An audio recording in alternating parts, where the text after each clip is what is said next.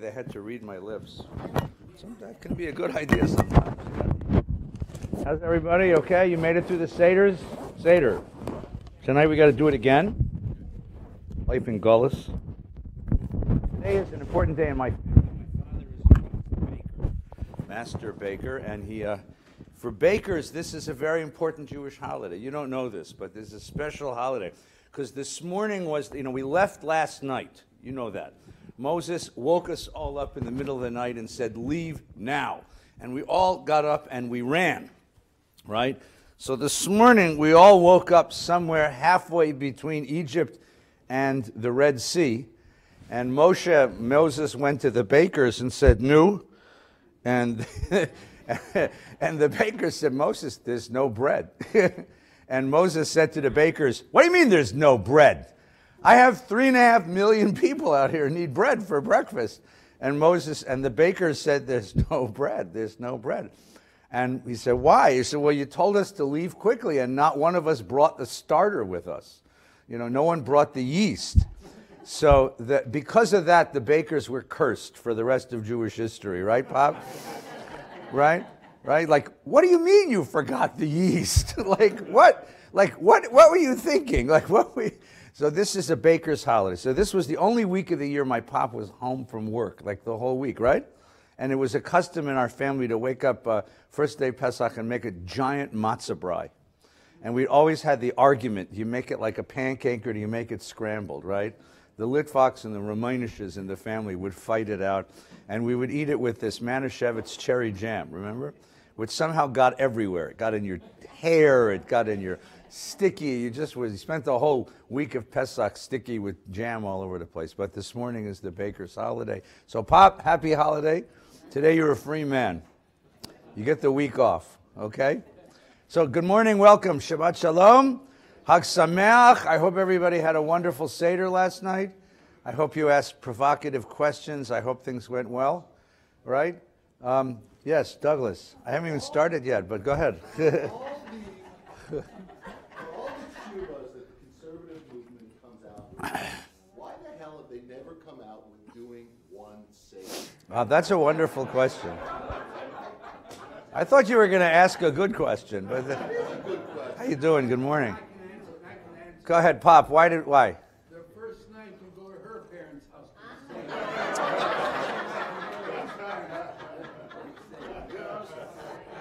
Shlom bias. That's why you create shlom bias this way, right? Exactly right. All right. So the custom of doubling the holiday began very early in Jewish history. It began even before the Mishnah. So it began pre-rabbinic. It was a custom already. Because you remember how the calendar was set, okay? Today, what you do is you go to the butcher shop and you get yourself a calendar, right? But in ancient times, the way, what? Or the mortuary, or Ralph's has one, right? Right, Ralph's has one. But in ancient times, it was different. In ancient times, what would happen is Hebrew months are 29 and a quarter days long. A lunar month is 29.25 days long, right? Which means that on the 29th of the month, right, the next day is either day 30 or day 1, okay? And it all depends on whether the moon shows up in the sky. So the new moon signals the beginning of the new month, right? So what would happen is that for all the time that the temple was in existence, there were moonsiders. They did it. They didn't do it mathematically. They did it, or astronomically. They did it by empirically. So they would send out guys who were designated moonsiders, and the guys would stand up on the roof of the Beit Mikdash, the Holy Temple, and they would wait to see the moon. And if they saw the moon, then the next day was designated as day 1. If they didn't see the moon, then the next day was designated as day 30, and the following day was day 1. Okay? Now, here's the problem. You're supposed to sacrifice your Pesach lamb on the night of the 14th. That was yesterday, right? You buy it on the 10th, sacrifice it on the 14th, right? After that, if you look up at the sky now, you'll see a full moon, which means it's the 14th. Right, exactly right. Right. Now, and you begin your Seder the night of the 14th, and the morning of the next morning, which is the 15th, which is today, is the beginning of a 7-day festival called Chag HaMatzot. Okay? So far, so good? Okay. Now, if the moon is being cited empirically, someone has to cite it, right? Then the people living in Jerusalem know that tomorrow's Rosh Chodesh, right? But the people who live far away don't know that, okay? So the problem is what they did was they had a series of signal fires on the hillsides going from Israel all the way to Iraq. There was a series of signal fires on hillsides, and if the new moon started, they would light the fire. So the guys on the next hill would light the fire, and the guys on the next hill would light the fire, right? But if you live farther than that, right, you might not know it. You see the problem? I get why. No, I just want to point out. So what happened was, because people all the way in Iraq would sometimes miss the signal and not know if today is the 13th or the 14th, right? Today's the 15th, so 14th, 15th. You didn't know which day it was. The rabbis just decided to double the holiday. So they doubled the holiday at the beginning and at the end, and that's why you end up with 2 Seders, right? It also why you end up with 2 first days of Yontif, right? In the Torah, it says 7 days of Yontif, but we add an 8th day. Same thing with Sukkot. You have 8 days of Sukkot, we add a 9th day. Okay? Rosh Hashanah was only supposed to be 1 day. But because Rosh Hashanah was the first of the year, the first of the month of Tishrei, even in Jerusalem, you might not have known if today is Rosh Hashanah or if it's tomorrow, and you can't light the fire because it's Yontif. You see the problem? So they doubled Rosh Hashanah. Even in Israel, they celebrate 2 days of Rosh Hashanah. So that's where it came from. Then we started using astronomical calendars. We didn't need to do the sighting of the moon. That started very early as well, even in Talmudic times. But by that time, the custom of 2 days of Yontif had set in, and that custom has a certain legal force. And so that custom set in, and that was the custom that was kept throughout the world. The Reform movement in the late 19th century, when they went back and re-edited the Jewish tradition and took out what they believed were the superstitions and the irrelevant rituals, they went back to the biblical tradition of 7 days. But all my Reform friends still do 2 days Seder, right? So even that custom kept. So the conservative movement debated this for a long time. You know, we debated it for a long time, but they maintained the custom of 2 days Yontif. Now, the interesting question is, you know, we're a large synagogue, thank God, and we have a lot of faithful people who will come on a second day Yontif, right? So tomorrow morning we'll have prayers. But it'll be a very small minyan. I mean, you know, there'll be 100 of us here together, right? But in many other synagogues where you can't get a full service together for the second day of Yontif or a 7th day of Yontif, they've basically given it up effectively anyway, okay? So does that make some sense? That's the answer. That's the answer. So I was going to ask you if you had any questions. Thank you. Thank you. Actually, I wanted to go one more thing I was thinking about yeast last night. Right? How long does it take for a sour to mature? I mean, a couple hours. But if you really want to bake, before you bake it, you really want to leave it for what, 12 hours? You keep adding to it. You keep adding to it. Keep building on it. Yeah. But if you really want to keep it going, right? Right? Because so the idea here is, I was thinking about this a lot, because one of the parts of, so this idea that we didn't have time to let the bread rise, right? Just think about this for just a second. This is a very interesting idea. Or that matzah is slave bread. Come on in. Where's your son? Where's your son, the rabbi? In my care, he's in the writer's room in Burbank. He's in your care, he's going to Siberia. Oh, is that what he's doing? Okay, all right. Come on in. Well, at least he'll do some Torah that way. Come and have a seat. Nice to see you. Welcome home. Welcome home, Patty. It's good to see you. Welcome home, Bobby. Welcome home. A slave eats flat bread because to have risen bread demands a certain sensibility about time, right? You have to you keep a starter going, or you let the bread rise. But a slave doesn't have the opportunity to say, put it aside in the morning and wait for it to rise until evening, right? And a slave doesn't have that kind of sense of time. Part of slavery is to reduce all time to a right now, And so part of this notion of eating flat bread is to recover a sense of the slaves right now, and part of liberation is to recover a sense of tomorrow. To be liberated is to have a sense of tomorrow, which is what we're going to give up for just the week. We're going to give up the tomorrow because we're just going to have flatbread. Right? I'm just thinking about this time sensibility that's represented by risen bread. All right. I have a question. No. I understand that an Afikomen means the dessert. Yeah, not really, but go ahead. Yeah, It is now. it is now. And if you're a 5-year-old, it means a new bicycle, you know. If you're 15, it means a BMW, by the way. I'm getting to that. Yeah, good. My son asked a good question. Good. And I wasn't able to answer it. Maybe Good. you can help. Good. Abe, come in. Where does the tradition come for children Yeah. to go and find Yeah. a hidden Afikomen? All right, that's a very good question. There's a tremendous amount of the Seder, even into the Talmudic literature, which is directed at children. Right? First of all, the idea that the child asks the question to initiate the Seder is a very powerful statement about the way that the tradition understands, number one, childhood. There were many civilizations in which children were erased. If you ever see early modern or pre-modern paintings of children, they're all usually Madonna and childs. The child doesn't look like a child. The child looks like a shrunken grown-up.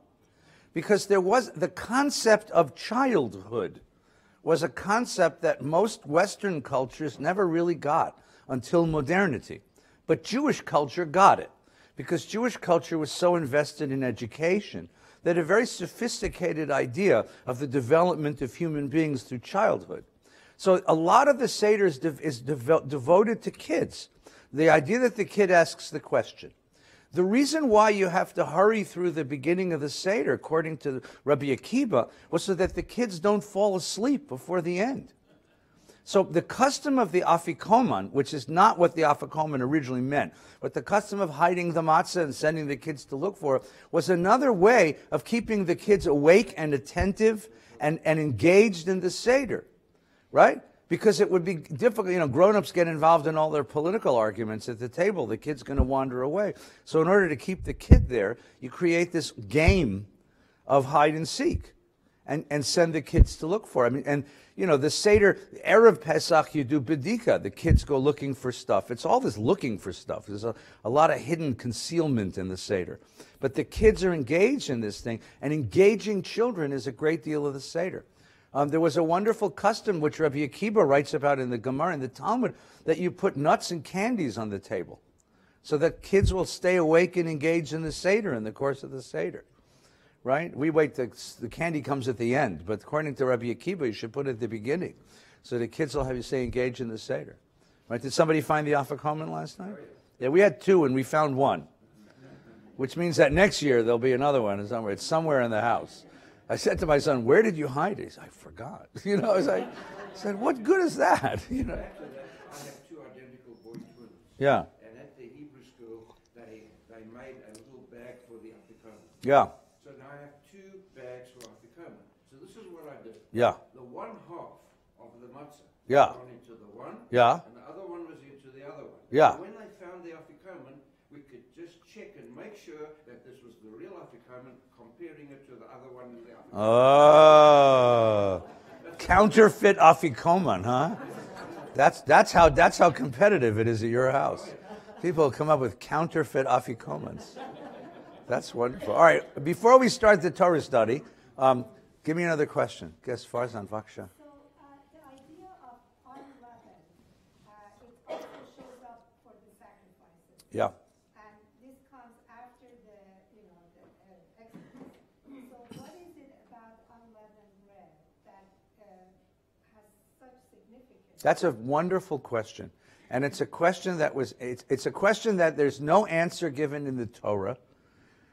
So everybody in Jewish history came up with a different answer. Okay?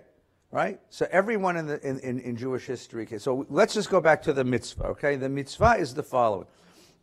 What we have here is the fusion of 2 traditions, really. One is Pesach and one is Chag HaMatzot. And we could see this if we open the Torah to chapter 12 of Exodus, right? Pesach is what you do on the 14th. That was yesterday. On the 10th, you buy a goat. On the 14th, you slaughter the goat, right? If you lived in temple times, you would offer it on the altar of the temple, right? And in any case, even after temple times, on the night of the 14th, we sat together and we ate the Pesach meal, the roast lamb, bitter herbs, 4 cups of wine, charoset, matzah, the shmir, the whole Seder. That was the holiday of Pesach, okay? Starting the next day, which is today, starts a 7-day holiday called Chag HaMatzot, okay, on which no leaven is to be eaten, no leaven is to be owned, no leaven is to be found or seen anywhere in our domiciles, in our residences, in our places we live, okay? And what happened is that the tradition fused these two traditions into one and gave us the idea that matzot is what we ate on the way out of Egypt, and therefore Chag HaMatzot is attached to Pesach. Does that make some sense? Now, what does leaven have to do with the exodus from Egypt? What does leaven have to do with liberation? Right? Now, if you go back through anthropology, the anthropologists will tell you that there were customs kept in the desert traditions before the Israelites, of slaughtering a lamb on the night of the 14th, the first day of spring, and also eating unleavened bread as a way of protecting the flocks from the demons that would take away our lambs. This was an agricultural festival, okay? And their leaven had to do something with the gods of the demons that would attack the flocks. The Torah gives you the idea that this is the bread that our ancestors ate on the land of Egypt, right, on our way out, okay? The Haggadah gives you a different meaning. The Haggadah, at the beginning of the Seder, what did we say? Halachma anya da'achlu avatana da'ara de Mitzrayim. This is the bread that our ancestors ate in slavery. So matzah, like so many of the things at the Seder, has two meanings. At the beginning of the Seder, it's slave bread. It's the bread that slaves eat. Hard, tasteless, dry. And at the end of the Seder, what is it? It's the bread that we, that too. It's the, verstupt, at the end of the Seder, it means it's the bread that we ate on our way out because we didn't have time to let the bread rise. So the same symbol becomes the symbol of slavery and then the symbol of liberation. Charoset's the same thing. What is charoset? The mortar that they used to make the bricks, to hold the bricks, right? First of all, Egyptian buildings were not built with mortar. Okay? Egyptian buildings were built stone on stone. The pyramids have no mortar in them. Who uses mortar? The Romans. And if it were mortar, it shouldn't taste good. I mean, think for a moment. If you really are symbolizing the mortar which the slaves used to build monuments to the Pharaoh, it should taste terrible, right? But it tastes good, right? So what is charoset? Charoset later becomes the sweetness that comes to mellow the taste of the bitterness of the maror. Two meanings. You see how that works? Now let's go back to your question. In Jewish history, you have all these interesting interpretations of what leavening is, okay? Here's a historical one, and then I'll give you a mystical one. The historical one is the Egyptians are the people who discovered yeast. The Egyptians were the people who cultivated yeast, right? In not eating leaven, you're giving up Egyptness. You're giving up the technology of Egypt. I mean, yeast is a kind of a magical thing. If you didn't know microbiology, you would not understand why it is that things leaven.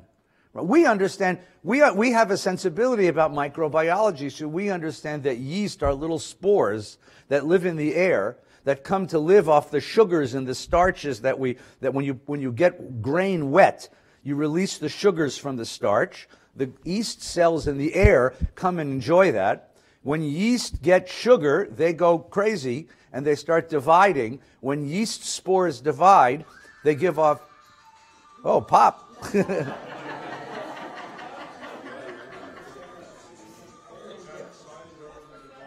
Somebody needs you, Pop. When you talk about yeast with a baker, this is what happens. I'm telling you, leave it. It's all right. Just turn a little quieter, Tony. That's all. It's okay. It's cool. It's fine. It's all right. When yeast divide, they give off two byproducts, carbon dioxide and alcohol. right? Carbon dioxide and alcohol. If you've ever made bread, what you do is you take active yeast, you put it in warm water with a teaspoon of sugar. What happens about 10 minutes later? It bubbles all over the place, because what's happening is the yeast eat the sugar, they divide, and they give off carbon dioxide bubbles. And if you smell it, it smells like beer, because that's the alcohol. That's what you're smelling there, right? The Egyptians perfected this. They didn't know why. We have the technology to understand microbiology. They thought it was some sort of, magic. So yeast represented Egyptian magic. And in giving up yeast for a week, you were really giving up Egypt for a week. That's the historical answer, right? Now, everything in the Torah that doesn't have a reason attracted reasoning. So you can start using your imagination, right? The Hasidic tradition and the mystical tradition had the best kinds of answers, because what they did was they introjected the whole process. So for the Hasidic tradition, chametz, the word chametz means stuff that's soured. Yeast is also sour, right? You get sourdough, right? Chametz, chamutz, things are soured, right? If you let wine go a while, it becomes vinegar, right? It's soured. Everything that's become soured in your neshama, in your soul, has to be cleaned out, right? Everything that has become rotten in you has to be cleaned out. Now, if you look on a Hebrew calendar, you'll notice that Pesach and Rosh Hashanah are the opposite ends of the year, right? Rosh Hashanah is the 1st of Tishrei, and Yom Kippur is the 10th of Tishrei, and Sukkot is the 14th of Tishrei, and 6 months later you have Pesach. You have 1st of Nisan and then Pesach. So 6 months later, we do a similar process that we did on Yom Kippur about cleaning the self. And as you're cleaning the house, you're cleaning the self.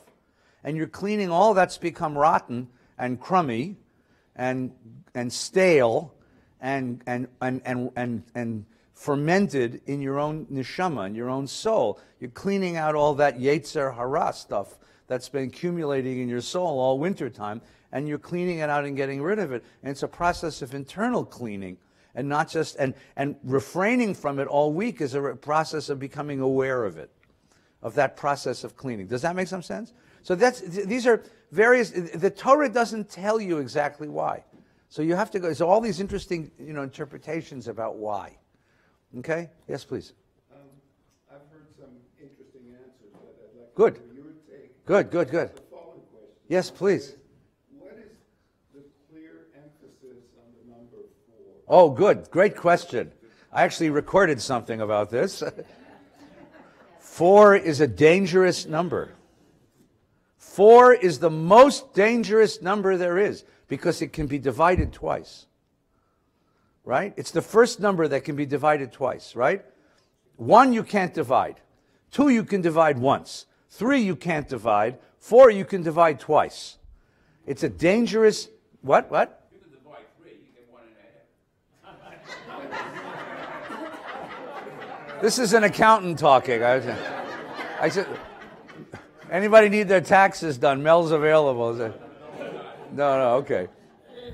4 was considered a dangerous number because it can be divided. It was a superstitious. There was tremendous superstition around 4s. You never wanted to have 4s around because 4s can be broken and divided, right? But tonight is Leil Shmurim. Tonight is a night when we are protected. We're protected from the destroyer that's passing over our houses. So what we're going to do is purposely, as it were, tempt fate tonight, to show that we're not afraid. To show that it's like, I'm going to bring a black cat into the house, I'm going to walk under a ladder, I'm going to smash a mirror, I'm going to open an umbrella in the house, right? I'm going to spill the salt in the house, right? I'm going to bet on the Dodgers to win the World Series. All kinds of stupid things that'll get you in trouble, right? Right? Because tonight is Leil Shmurim. Tonight I'm demonstrating to my family and to my community, and most of all to myself, that I am not a slave to my fears. Because I live in the world with a God who cares for me, who protects me, and there's nothing I have to be afraid of tonight. So it's all 4s, right? It's 4 promises, 4 sons, 4 questions, 4 cups, there's a bunch of others, right? It's all 4s because I'm saying tonight I'm not afraid. Tonight I'm not a captive of my fear. And one of the things I wanted to do today, we'll get to the text in about an hour, but we'll get to the good thing about Pesach is there's no hurry. But I want to show you something about fear in the Torah because I think it's an important message in this story that I think is worth picking up back on. Thank you. Someone else said, yes, Arnie. What is liturgy of Pesach Sheni? I know what liturgy are. What is liturgy of Pesach Sheni? It's exactly the same as Pesach Sheni. All right, so let's go back to what's Pesach Sheni, okay? There's no liturgy for Pesach Sheni because we don't have sacrifices anymore, so we don't observe it. In the Torah, when they had sacrifices, I have no idea. I don't see it recorded anyplace. Do you? No. All right. So, what my friend Rabbi Stiebel is asking is the following: in the Torah, there's a very interesting provision. Where is it? Is it in Devarim, or is it in Shemot? I'll have to find it. I forgot where it is. There's a very interesting provision. Pesach is so important. But the question is, and Pesach, remember, in the Torah is a sacrifice. You have to offer the Pesach sacrifice. What if somehow on the day that you are going to offer your Pesach sacrifice, you become ritually impure and can't do it? Right? You're walking to the Beit HaMikdash with your sheep in your hand, and you accidentally stumble over a dead sheretz, a dead rattlesnake. And suddenly, bam, you're tameh. You can't do the sacrifice. Does that mean you can't participate in the Pesach? Right? So Moshe in the Torah says, okay, this is so important, I'm going to give you a second chance. I think it's in Devarim. I'm going to give you a second chance. There's a thing called Pesach Sheni. It's on the 14th of the next month of Iyar, right? And you can bring a Pesach offering a month later, assuming that this time you're in a position to do it, right? You're ritually pure. It's the only holiday where you get a second chance. There's no Yom Kippur Sheni, there's no Rosh Hashanah Sheni, there's no Sukkot Sheni, right? There's no Purim Sheni, although that would be my choice, right? But because this is so important to participate in this ritual, because it is the root ritual of the entire tradition, this is the master story that we tell, the Torah gives you a second chance to do it. So the question is, what was the liturgy? What was the custom? But it's not recorded. It's not recorded in the Torah, and I don't remember in the Gemara if it is or not. Right? Is it Bamidbar? Yeah. I don't remember if there's anything recorded in the Talmud. I don't believe there is. So this is a really interesting question. This would be an interesting custom to revive. Right? We'll have a day, a month from now, when we'll eat all the rest of the leftovers. Here's what I'd like to do. I want a day when I can throw all the matzah out. Because I have matzah stacked up from 1996. Do you have that? Because we never finish all the matzah every year. And you don't want to throw it out because it doesn't go bad, because it's never any good.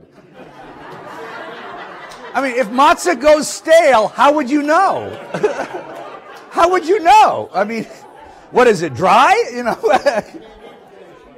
I know, but I mean, so it stacks up in the courts. Like I subscribe to the New Yorker magazine. Anybody subscribe to the New Yorker? You can always tell someone who subscribes to the New Yorker because they have a stack in the corner of their bedroom of all the New Yorkers they didn't read. So I want a day, a month from now, when you throw out all the rest of the Pesach crap you didn't eat.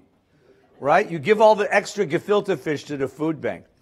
I can only imagine some poor Latino family in the neighborhood going, ¿Qué es esto? You know, cat food. They gave us cat food. The Jews gave us cat food, right? They'll try the chrein and think that we tried to kill them. You know, I mean, I have no idea what it is. Yes, please. A question came up at our Seder.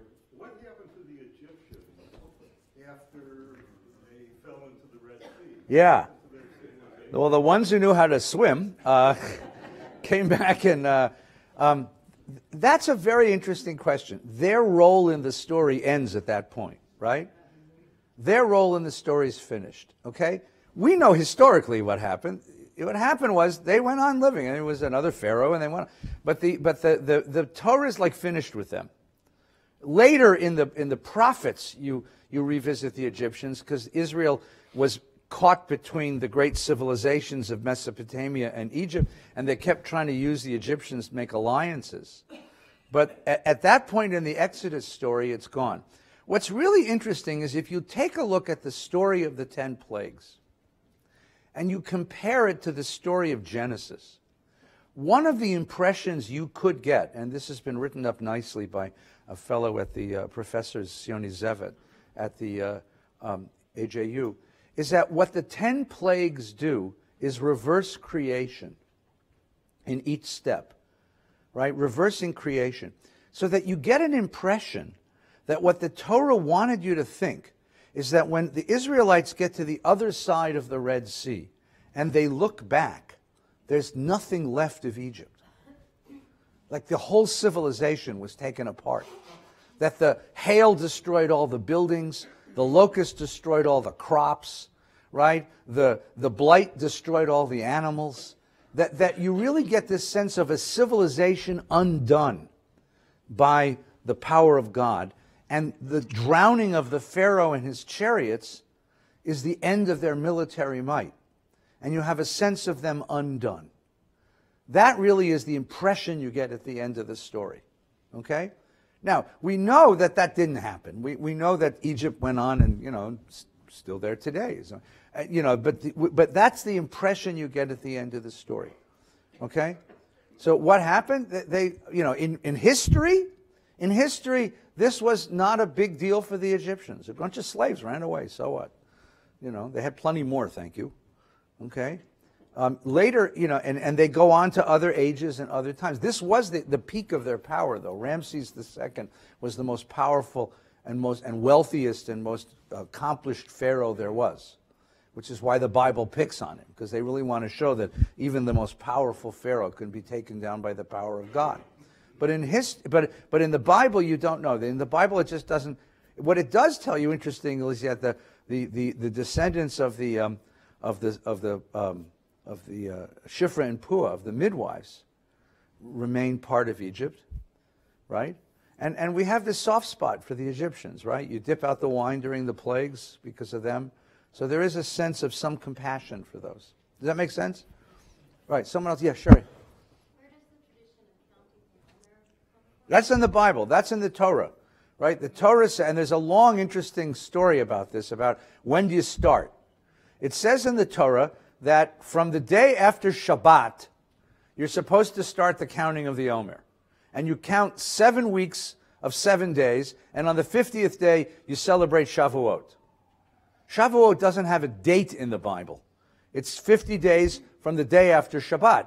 So there's a big argument among the rabbis, before the rabbis, in the Second Temple period, is what did the Torah mean by the day after Shabbat? And what's the significance of the omer? So one custom was the day after Shabbat. So the Shabbat of Pesach would be either today or next week, probably next week, and you'd start counting from then. The rabbinic tradition, the Pharisaic tradition, was on the day after the first day of Pesach. So we'll start it tonight, right? And it begins after the first day of Pesach, the first day that we rested as a holiday. And this interesting custom, we'll learn this a little bit later. We'll do this together, because I think it's worth doing it. Rabbi Sachs wrote a really interesting commentary on this that I read, and I thought it's worth learning together. So we'll learn Omer a little bit later, maybe next week or the week after. Okay, but it's a really interesting question. But the Torah says you begin a wave offering. You take a grain of wheat each day, bundle them into sevens. You get 7 grains. That's when Shavuos comes. Okay, it's Torah. It's the Torah. Good. Somebody else had a question up in there. Sorry, what? You want to do some text together? Okay, we can do some text together. Let's do this. Okay, everybody got Chumash? There's a few around. Share with somebody. Look. Let's go to this story together. Let's go to Exodus 1.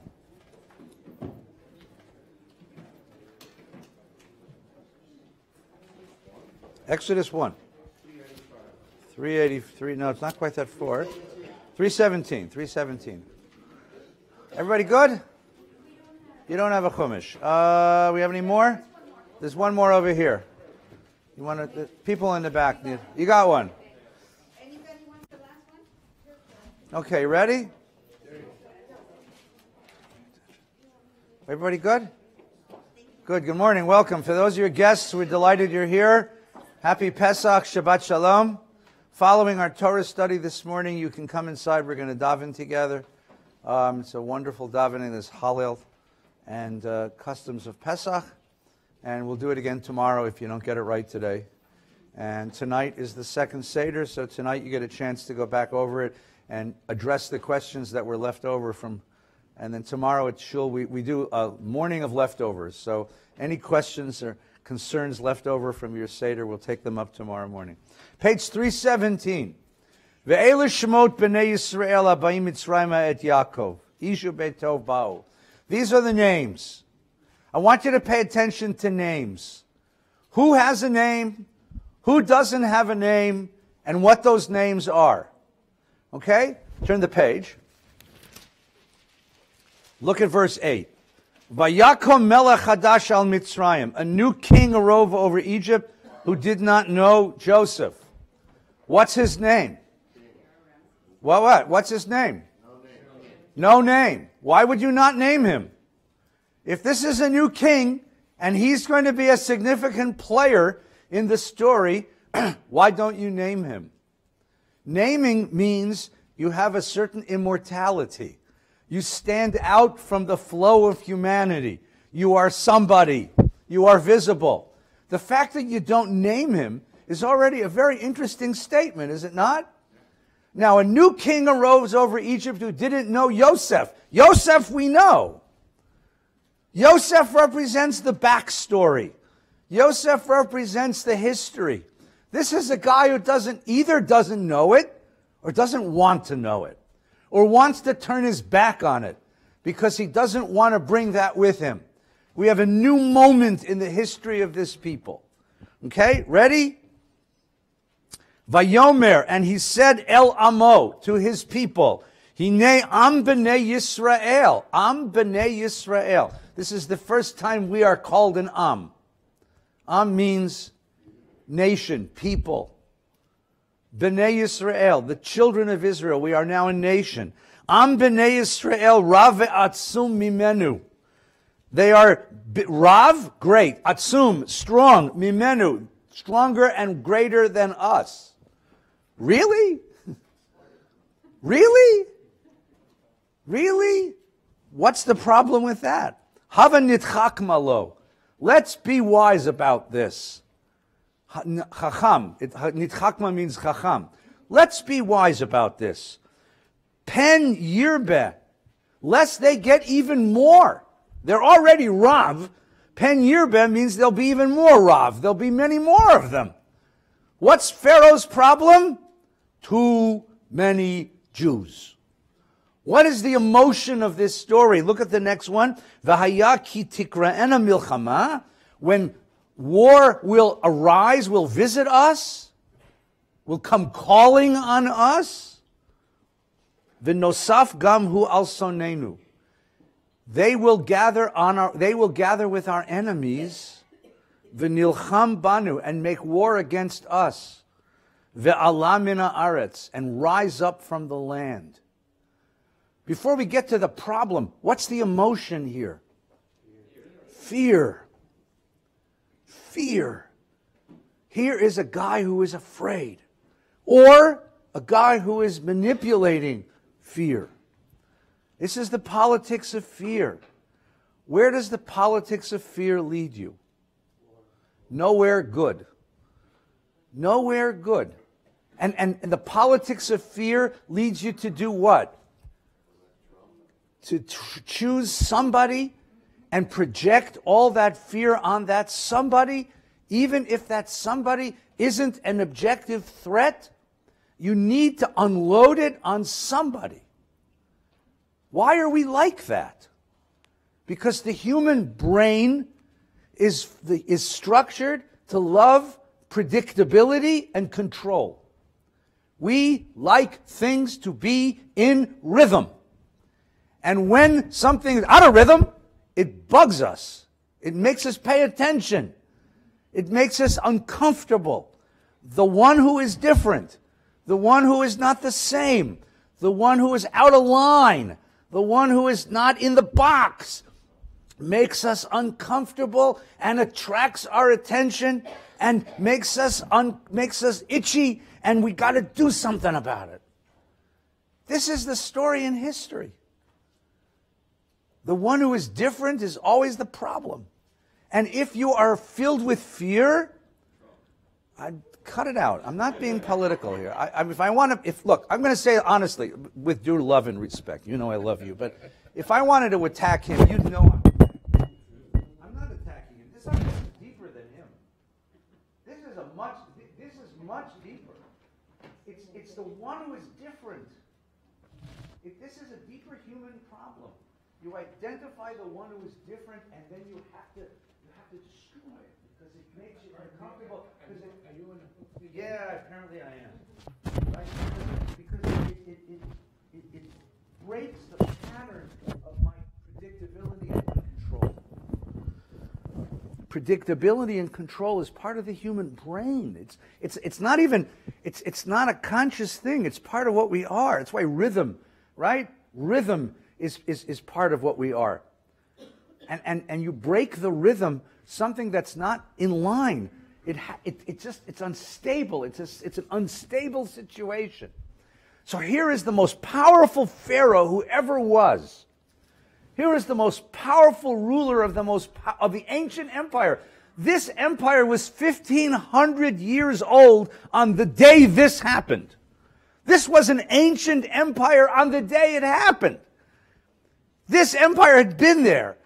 But they had been conquered and then unconquered. There's been a place of war and instability, and they're still filled with the residual fear that someone's coming for us. But the problem is, hava nitchak malo. That's the irony, right? Let's be wise about this. Policies arrived at in an atmosphere of fear never work out. They never work out. So what are we going to do? What are we going to do about this problem of too many Jews? Okay? Solution number one. V'yasimu alav sarei misim leman anoto b'sivlotam. They set taskmasters to oppress them with forced labor. Slavery as an attempt at population control. You enslave that indigenous minority population. You enslave them. But here's the thing. Who owns the power in this transaction? Remember I said names was the first thing I want to look at. Here's the second thing I want to look at. Who owns the power? Who thinks he owns the power? Pharaoh. But does Pharaoh own the power? Why not? Because he's filled with fear. Because he's a slave to his fear. Because his fear is clouding his vision. Right? If Hitler wanted to destroy the Jews, what should he have done? Continue to give them freedom. The intermarriage rate in Germany was like 90%. If he had given them one more generation of freedom, there'd be no German Jews left. Right? But you have this fear, and the other becomes the projection of all your fear, and you become a slave to your fear. Inasmuch as Pharaoh enslaves the Israelites, it's he who's enslaved, because he can't let it go. And we're going to see this later when you get into the plague narrative. The ministers of Pharaoh come to him and they say, let them go. We don't need them. Let them go. Look what they've done to the place. Let them go. And what does Pharaoh say? No. And you realize that he's the slave. That's the irony of the story. Who has the power here? Right? So they forced them to build garrison cities, Pithom and Ramses. But the more they were oppressed, the more they increased. By the way, anybody eat hard-boiled eggs at your Seder? Why do you eat hard-boiled eggs at your Seder? Because your mother did that. Exactly right. That's exactly the right answer. Right? Right? What, you put a roasted egg on the Seder plate because the chagiga, because the second sacrifice. But you eat hard-boiled eggs because of springtime, maybe? There's a wonderful midrash that's this line. What happens to Jews? The more you boil them, the harder they get.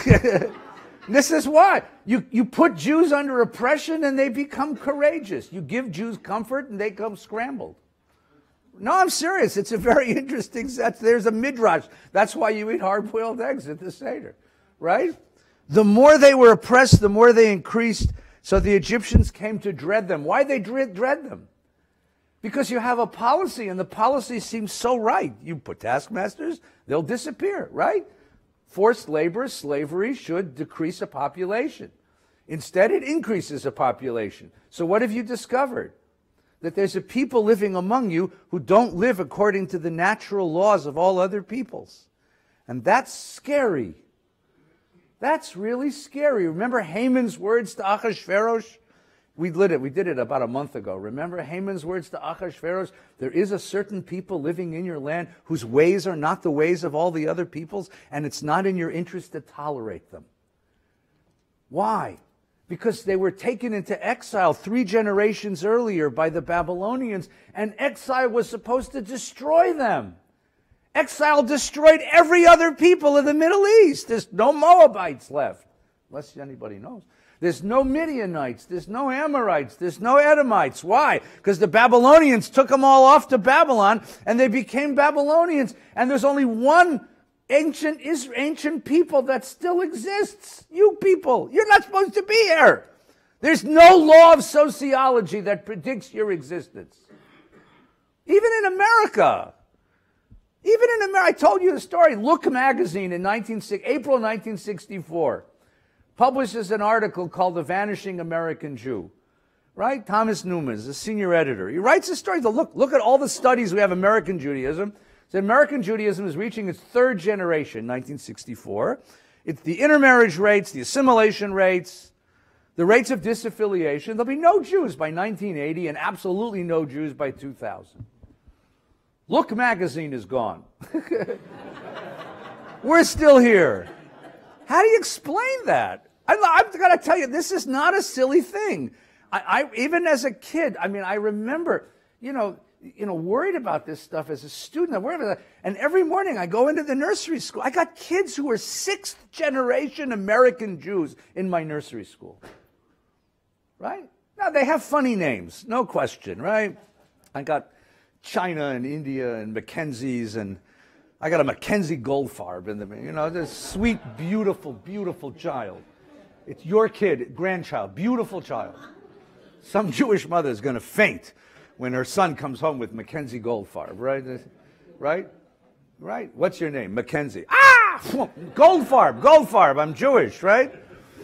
Right? Hunter, Tyler, Taylor, but, and then some of them have really nice names. I got Surafegas and Chaim Yankel's episode, right? They're named for the streets. I have a Madison, a Lexington. I told the mother she has one more kid. It's either going to be Park or Fifth, depending on which way you're going. No, it's true. It's true. I said, right? Or have a boy. We'll name him 3rd Avenue. We'll name him 57th Street. Right, or they name them for stores. Tiffany, Bergdorf's, Macy. I have them all in my school, but they're all Jewish. How do you explain that? This is what Pharaoh's people were afraid of. The normal structures of policy don't work. So what do you got to do? We have to do something radical. Let's do something radical. Limited genocide. Right? So what does he do? They ruthlessly impose, or go to the next one, 320, ready? The king of Egypt spoke to the Hebrew midwives, one of whom was named Shiphrah and one of whom was named Puah. What's the name of the king? Nobody. We don't know his name. What's the name of these 2 women? Shiphrah and Puah. Isn't that wonderful? You'll notice as we go through the story, in case you didn't notice last night, and by the way, what I recommend you do, if you didn't do this last night, is do this at your Seder tonight. Just go through the first 3 chapters of Exodus. It's just wonderful stuff. There are 5 women who saved the world for the Jews, right? Shiphrah and Puah, the 2 midwives, the birth mother, who is nameless, the adopted mother, who is nameless, and the sister, whose name is Miriam. Well, we know later in the tradition that Yocheved is the mother, but you'll see in a minute she's nameless in the story here too. And the kid is going to, we'll see in a minute, it's really interesting the way the story plays with names. Shifra and Puah have a name, but the king of Egypt doesn't. Why? Because the question is, who owns the power? Watch what happens. When you deliver a Hebrew woman, look at the birth stool. If it's a boy, kill him. If it's a girl, let her live. The midwives, fearing God, did not do as the king of Egypt told them. They let the boys live. First case of civil disobedience recorded in human literature. And what happens? But now that Pharaoh's killing people, you've just disobeyed the Pharaoh. So they get called in and they get called out, right? So the king summoned them and said, why do you do this? And what do? They repeat back to him his own propaganda. The midwife said to Pharaoh, because the Hebrew women are not like Egyptian women. It doesn't say they're vigorous. It says, ki chayot heina. Anyone here called a wilde chaya in Hebrew school? Wus is a wilde chaya? Yeah, these are beasts. Pharaoh, you know. These are not normal women. They don't have one baby, sometimes two babies. They have litters. 12, 15, 25 babies. And before the midwife even arrives, my God. Now what can Pharaoh do? He can't contradict his own propaganda. That's his propaganda. And this is in front of the court. So Pharaoh has to let them go. Right? And God dealt well with the midwives, the people multiplied. And because the midwives feared God, he established households for them. Batim. What does batim mean in the Bible? It doesn't mean he gave them new kitchens. That's not what it means. He gave them children. He gave them a dynasty. Right? I had a wonderful conversation with a young woman here in the shul about a week ago, because I taught some of this stuff. And she said, my parents are Egyptian. I converted to Judaism. And they're coming to my Seder. And I'm terrified, because I don't know what they're going to find in the Seder. No, she was very serious. I don't want my parents to be offended by my fiance's family. What do I tell them? So I said, read this story. Your parents are the descendants of these people. Your parents are precious to us. What does this story say to you? Right? Don't think that you're the only moral people in the world. We Jews, we're really good at this. We're really good at thinking binary. And you think binary because you've been oppressed. And as an oppressed people, binary thinking is a terrific protection. Us, them. Our people, those people. Children of light, children of darkness. Right? The civilized, the barbarians. Right? My grandmother had a wonderful vocabulary for this. She called them Goyim fe. Right? I said, Bobby, what do you mean Goyim fe? I told you this story, remember? You have a picture of Martin Luther King on the living room wall. How can you say Goyim fe? She says, he's not from the Goyim. He's from the Schwarzen. No, she meant that. And she said, Schwarzen is Yidden. Black people are all Jewish. Why?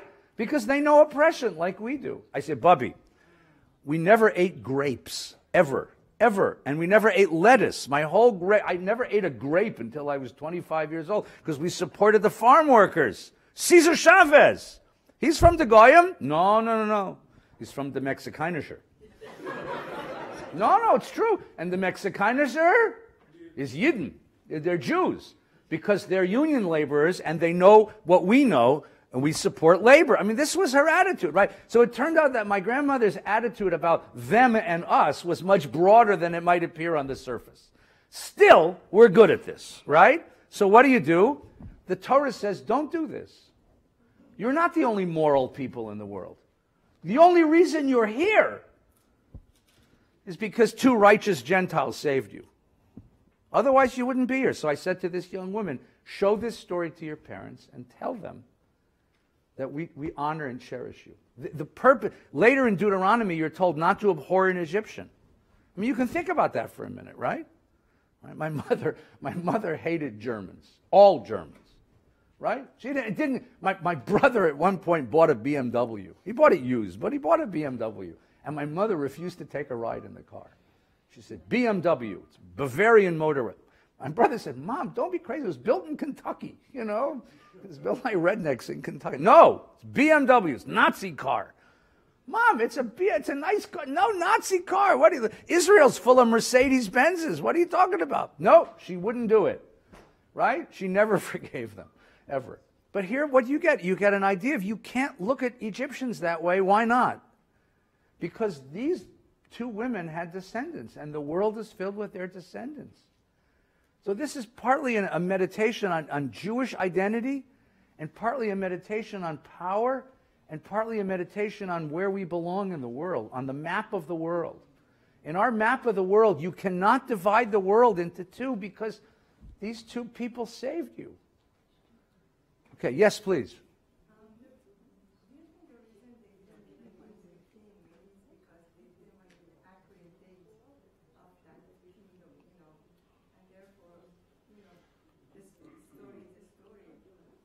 It could be. I have a different idea, but that could be true. They didn't want to date this. I think the truth, later on we're going to find out that it's Ramses. But here's the real question. I think it's in the Bible, a name carries power. A name means you stand out from humanity. A name means that you exist, you're visible. If you have a name, you're visible. What's the ultimate insult in Jewish life? Yimach shmo. May his name be forgotten. Right? To not name the king is to say he thinks he owns all this power. He owns nothing. Like the dust of the sands of the desert, he's going to disappear. Long after he's gone, Shifra and Puah are immortal. It's the ultimate insult, you see, and it's an ultimate statement of power. He has no power over time because he has no name. Right? The women are named. He's not. It's a tremendous insight. And why doesn't he have a name? Because he thinks he's God. And any man who thinks he's God gets erased from history. God doesn't take that lightly. I mean, that's really what's going on here. God will have a name. That's going to be the meditation in the next couple of chapters. It's all about what's God's name. Because God will have an name, and that's how God survives time, transcends time. Moshe will have a name. Although the name Moshe, you'll see in just a minute, it's a very interesting name. Because it's a name that's not a name. Yes, please. You said that Shifra and Puah were Egyptian. I think so. But it says so in here, thinking of Egypt, in verse 15, the king of Egypt spoke to the Hebrew midwives. All right. one of whom was named Shifra, and the other Puah. Right. So here's the question. The Hebrew says, mialdot ha'ivriot. And that can mean one of two things in Hebrew. It can be adjectival or it can be construct form, smichut. It can be they're Hebrew women who were midwives to other Hebrew women, or it can be Egyptian women who were midwives to Hebrew women. Okay? The Rashi and the Midrashic tradition likes the first. They like to think that these are Miriam and Yocheved. Okay? I think that doesn't make sense on many levels. Although, who am I to argue with Rashi? Right? Number one, why would Pharaoh think that a Jewish woman would kill Jewish babies? Right? Even if he forced them to. Number two, Shifra and Puah are Egyptian names. Right? Right? And number three, I think the whole point of the story is to say, you are not alone in the world among the moral. There are people the world over, and it says feared God. It doesn't say Adonai, it says Elohim. Elohim is the God of nature. A midwife whose job it is to bring life into the world, to protect the mother, to cherish the baby, doesn't turn those same hands into killing hands so easily. Her pattern is to save life, not to kill. I think this is a beautiful meditation on the fact that, yes, you have a very precious place in the world as an Israelite who has shared the experience of slavery, but you're not alone. You're not alone. Now, I'm very much influenced by my teacher, who spent a great deal of his life searching for Christian rescuers during the Holocaust. Right? And I think, like he did, that Shifra and Puah were the first Wallenberg and Schindler. The first people to say no to power and yes to life and suffer the consequences. But the Torah says that see, here's the idea. They have more power than Pharaoh does. And this is the game of the story is who owns the power? That's the question. Who owns the power at any particular moment? Pharaoh sits on the throne, but is he really powerful? That's the question at any moment in the story. So finally, what do they say? Every boy you'll throw into the Nile. Now, question, by the way, is every Israelite boy or every boy? I mean, it's an interesting question. Genocide, at least Israelite boy. Let's just say that's what it is. Now the story switches. Ready? Notice more nameless people. If I were telling the story, I'd put in all the names. It sounds more authentic. Why wouldn't you say Miriam and Yocheved and Amram had a baby? Nope. A certain man of the house of Levi went and married a Levite woman. What do you mean a certain man? Why don't you tell us who they are? But there's a reason not to tell you who they are. Watch. And the woman conceived, and she bore a son, and she named him what? You don't know. Isn't it interesting that no one has names in these stories? Why does no one have names? The book is called Shemot. The book is the book of names, and that no one has a name. The king doesn't have a name. The parents don't have a name. The only one so far who has a name is Joseph, Shifra, and Puah. Just keep track of that, okay? And when she saw how beautiful he was, she hid him. And we pointed this out last time when we studied together. That's a silly line. Because what mother doesn't think her baby is the most beautiful baby in the world? I mean, if the kid was a miskite, she'd have turned him over to the police? What? Take him, he's ugly. What? Come on, you know. What a beautiful baby. Right? That's not why. Every mother holds that child. Ki tovhu. Vaterena ki tovhu. She sees ki tov. This baby is infinitely precious to her. Right? And when she couldn't hide him any longer. Now, we were kids in Hebrew school, it was because a 3-month-old starts screaming loud. But I got news for you. 2-month-old screams loud. I think it's deeper than that. I think every mother in the room understands this. Think of the nightmares. Think of the nightmares she had, right? Every night she goes to sleep with the baby at her breast. And what does she dream? That Pharaoh's police break down the door, tear the baby from her. She couldn't stand it. She couldn't live with it anymore. So what does she do? She got a wicker basket, caulked it with bitumen and pitch, put the child in it, and threw him down the Nile. Right? And his sister, again nameless, went to see what happened. The daughter of Pharaoh, nameless, Pharaoh's the title, not his name, came down to bathe in the Nile. Now, whenever Ivanka goes to bathe in the Potomac, she goes with a whole Secret Service retinue, right? The daughter of Pharaoh is bathing in the Nile. She's got like 100 people around her, right? Agents, watchers, people making sure she's, you know. But the only one to see the basket is her. So she sent a slave. She spied the basket. She sent a slave to fetch it. Now, if I handed you a basket with a baby in it, do you need to open the basket to know there's a baby in it? No. Okay? But this is all about what you see. When she opened it, she saw that it was a child. Not an alien, not a threat, not a poison, not a vermin, none of the propaganda that her father was putting forth. What does she see? She sees a child. When a woman, any woman with a heart, holds a baby, what does she say? Let's do that again. 1, 2, 3. Steve, that was really good. That was really sweet. Exactly. Now, what do you call that? What do you call that? What do you call that? Well, it's humanity. It's what? What? An awe moment? Yeah, you know, this woman is moved by the presence of this child. And something in her like awakens, like comes out, right?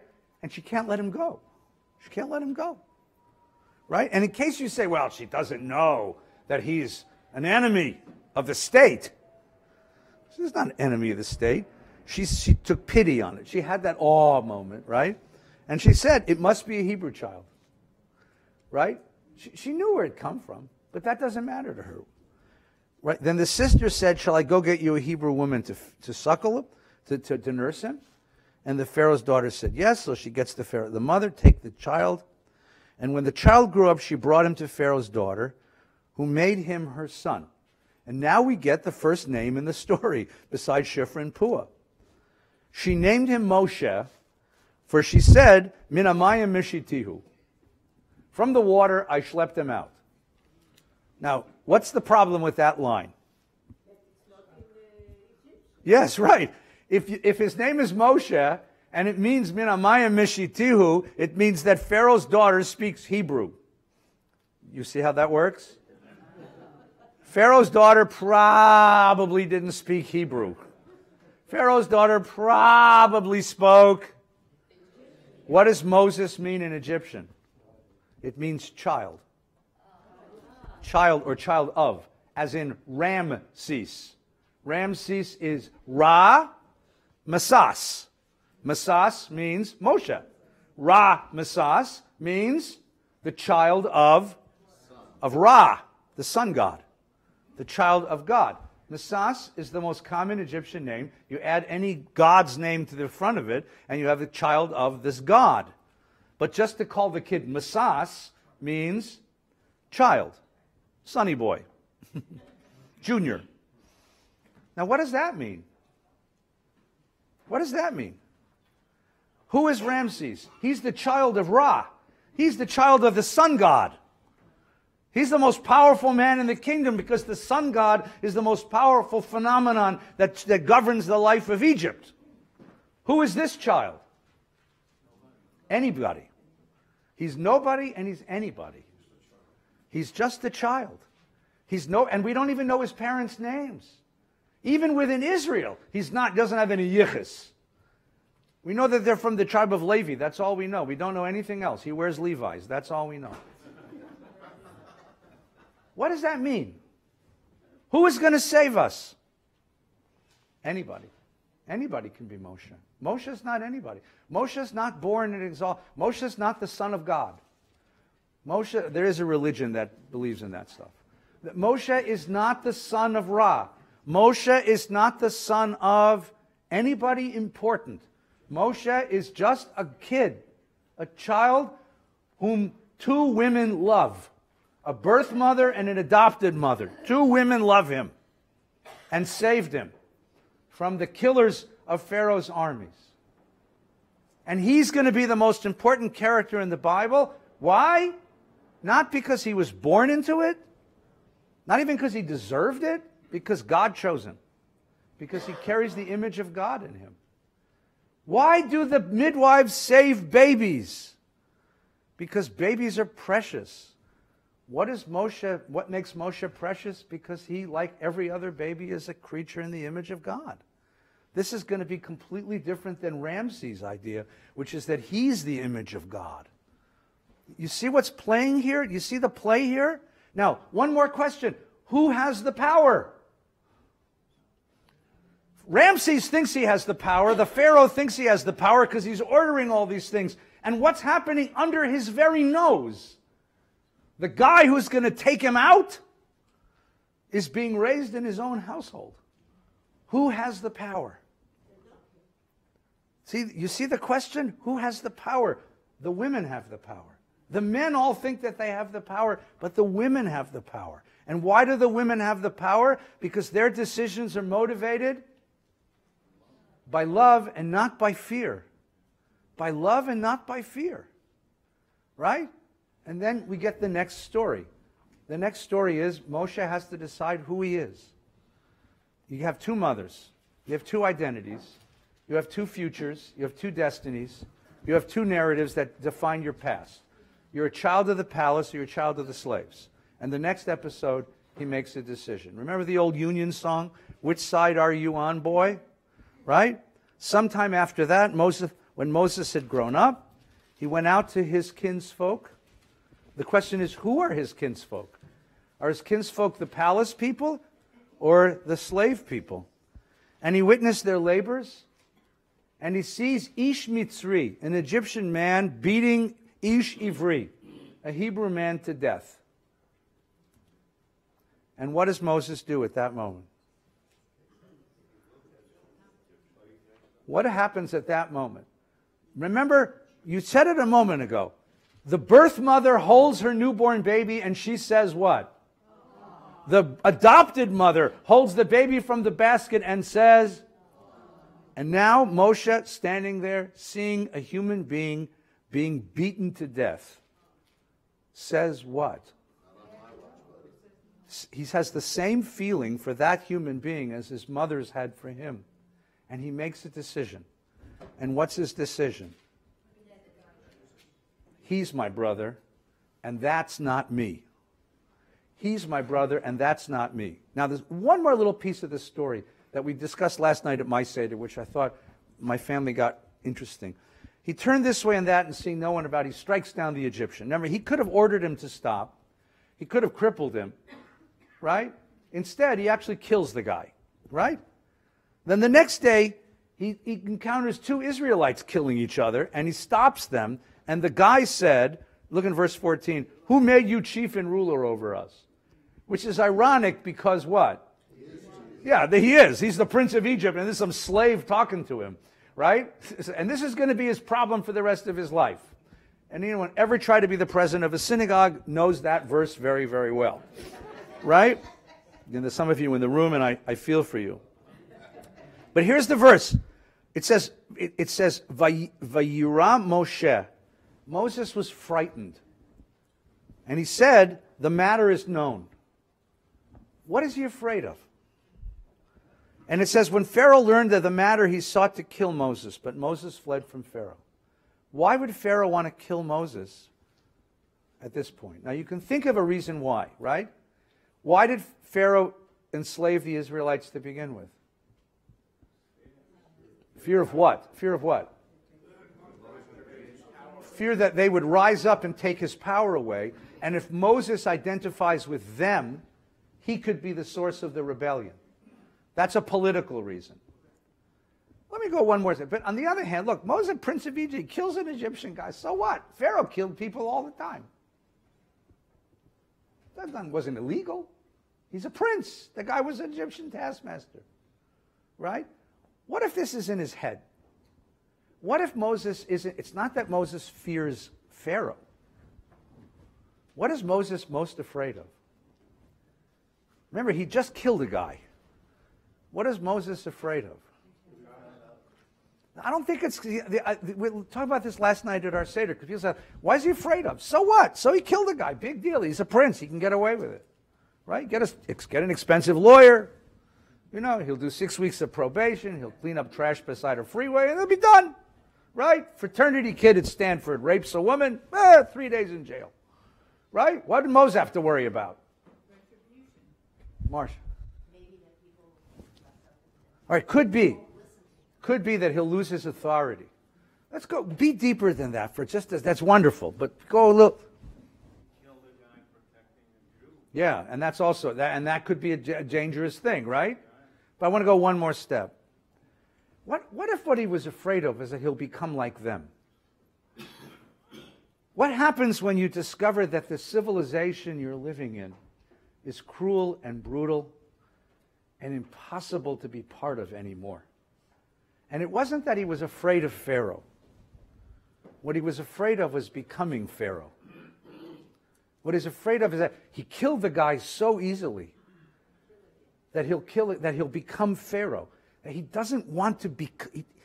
He can't be a Jew because he can't be a slave, but he can't be an Egyptian anymore either, because he has no place to be in the world. He doesn't want to be an Egyptian because Egyptians, the whole civilization of Egypt now disgusts him because it's filled with murder. It's based on a lie. But he can't be a Jew yet because he doesn't even know what that means. He doesn't even know what it means to be a Jew yet. And if you have no place to live, where do you run? You run to the desert. The desert's where everybody in the Bible runs to figure out, who am I and where do I belong?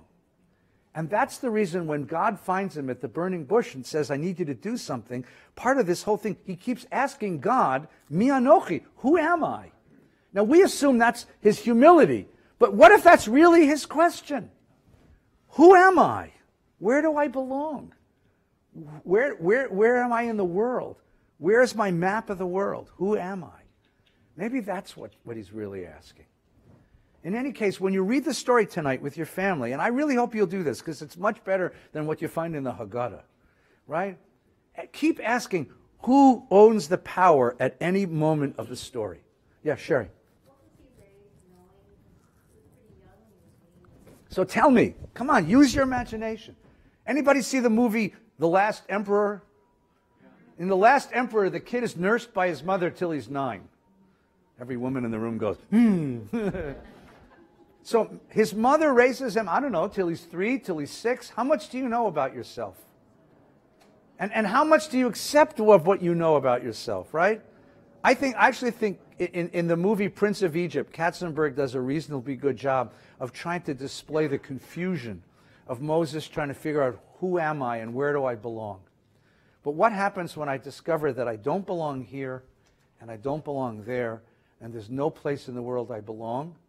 You run to the desert. Because in the desert, I'll figure out who I am. And that's the question he keeps asking God. Who am I? Right? He knows enough to be confused because he knows enough to be offended by what he sees. If he was really an Egyptian sees a taskmaster beating a slave, what does he do? He walks by. It's invisible to him. It's the guy changing a tire. We used to have a television. To get channel 11, you had to hit it just at the right spot. Right? That's the equivalent of hitting a slave, right? But for Moses, he sees it, and he can't live with it.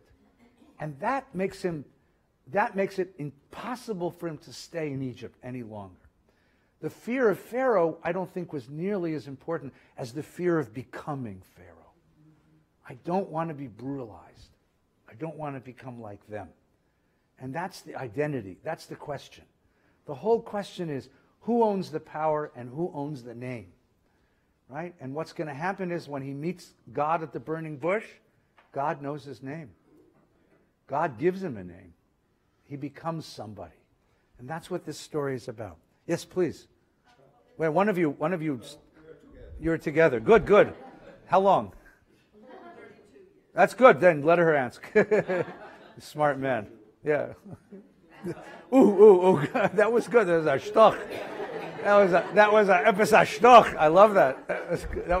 That was so good. That was so fast. You could barely see it. But go ahead, please. Well, it says he went out among his kinsfolk. Yeah. So the implication is. But who are his kinsfolk? That's the question. No, but I mean, his mother told him because she nursed him. But the question is, who are his kinsfolk? The people of the palace or the people in the slave pits? Well, that's why I'm asking you. No. You have no. You have to feel the ambiguity of the sentence. That's the point of the sentence. He doesn't know. But he says to witness their labor. Yeah, their labor. He's watching his people working. And by the way, if you stood on the portico of the palace and you see these monuments going up, it's a bigger and better Egypt rising from the sand. Yes, ladies and gentlemen. You understand what he's seeing? He's seeing what everybody else sees. The question is, what does he see? Does he see labor? The word sivlot means labor or it means suffering. Does he see the suffering of the slave people, or does he see a bigger, better Egypt rising from the sand? Does he go out and identify with the powerful and the cruel, or does he go out and identify with the suffering victims? That's exactly the question. That's exactly the question. And something impresses him at that one moment when he sees those two men engage in that transaction. And that's when Moses makes the choice. So, Michael, hi. You know, there's a movie nobody ever saw. Okay. When you think of Moses in the movies, you think Mm. Fun lover. Yeah. But there was another movie Yeah. where Ben Kingsley played Moses. Yeah. And Ben Kingsley was this smaller, stuttering, physically completely different than everyone in his house. And he knew, as you're saying, from childhood, something's up. Mm. And his interests were different. And then he kills this guy. Mm-hmm.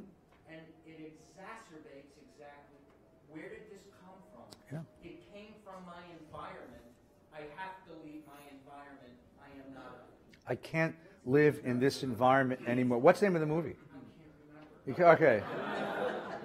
Somebody look it up. There's a series No. where George C. Scott played Abraham. Really? And Ben Kingsley played, it was the Bible series. Wow. With these great actors. Good actors, yeah. Different than anything you'd ever seen. Yeah. No, so, but that choice, that one moment of choice, that's exactly, you got it exactly right. That's the moment. And you got to say, what's in him at that moment? What does it mean to be torn?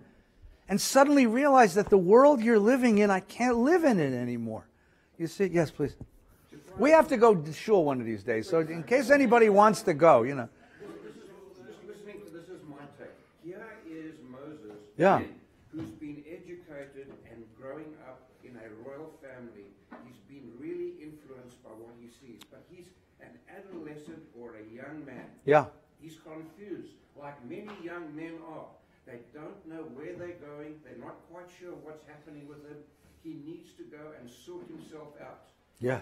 He's at that stage of his life where he needs to find some meaning to life. Right.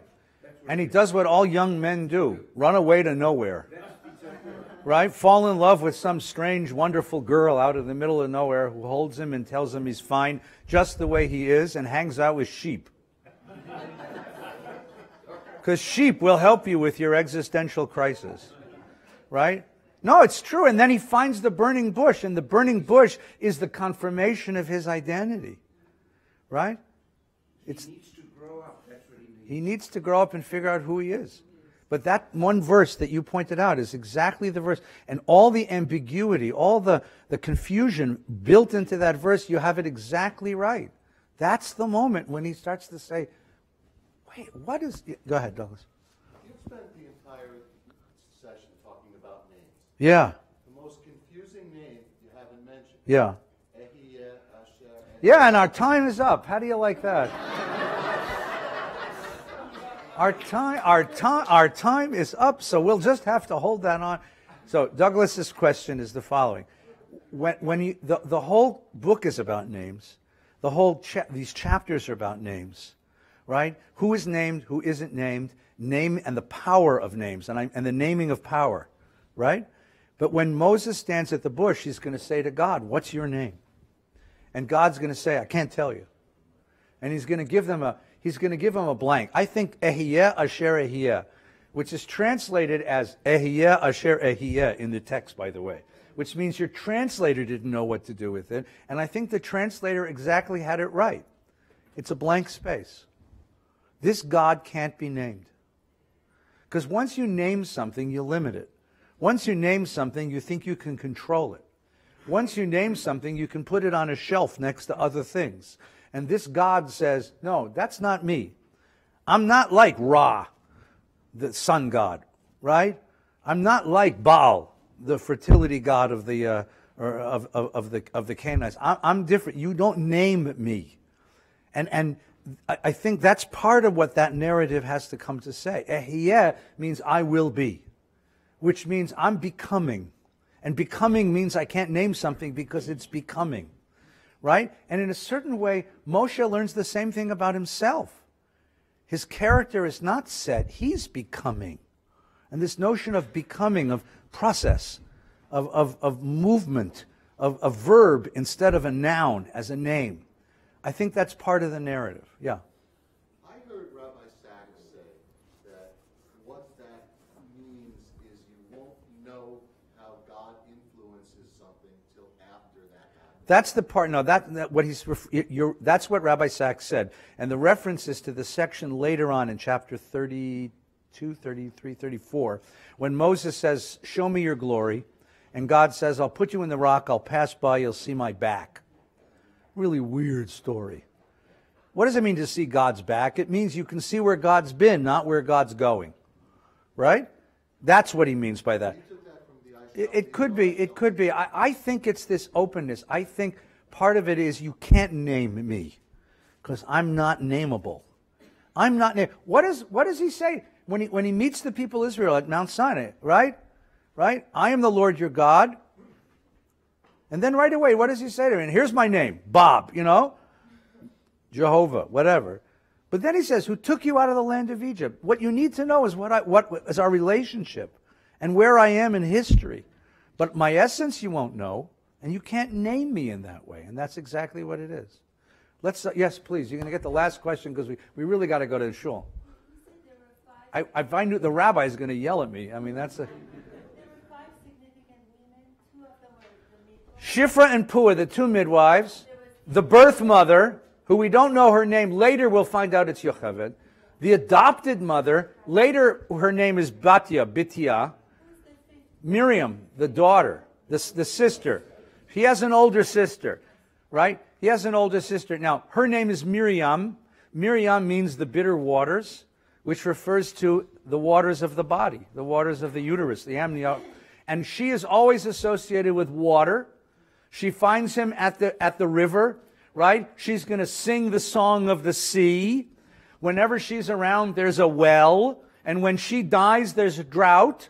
So there's a custom of putting a cup of water on your Seder table as Miriam's water, Miriam's cup. So you have Moshe's, you have the story of Moshe, but you also have the cup of Miriam. And water in the desert is life. And that's what Miriam represents. Okay? I wish you a happy, healthy holiday. We'll see each other next week. A happy, healthy holiday. Zis and Pesach.